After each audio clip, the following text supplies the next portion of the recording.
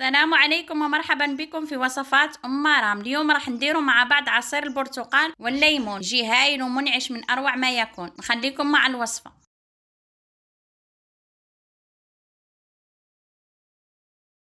نحتاجوا في الوصفة عندنا حبات برتقال وحبة ليمون كانوا في المجمد، 2 لترات ماء، ياغورت ممزوج بذوق لافاني، و5 مغارف كبار سكر.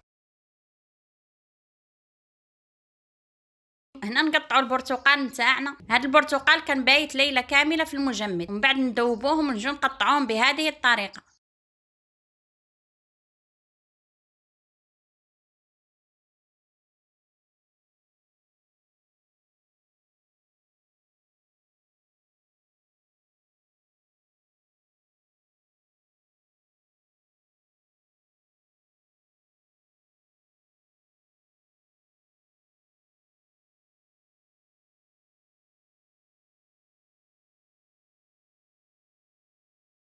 نقطعوا الليمون.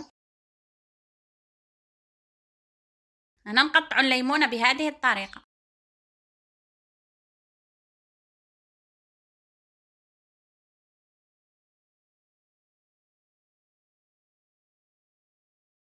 هنا بعد ما قطعنا البرتقال والليمون نضعه في البول ونضع لتر تاع ماء.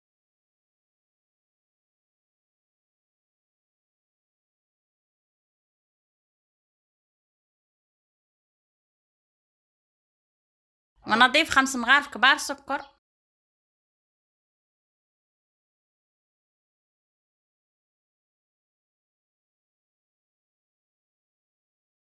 ونضيف 1 ياغورت ممزوج بذوق لافاني.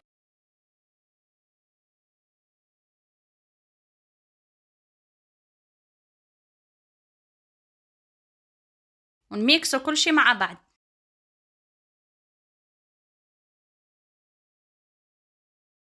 هنا نميكسو بالبراميكسور بهذه الطريقة.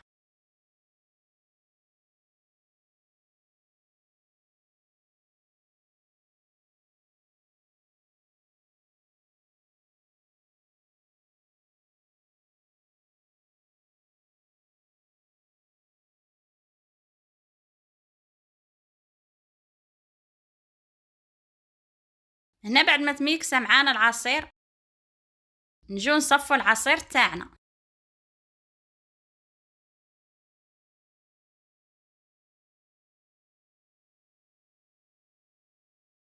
هنا نصفو العصير تاعنا. هنا كي نكونو نصفيو العصير تاعنا نضيف اللتر تاع ماء.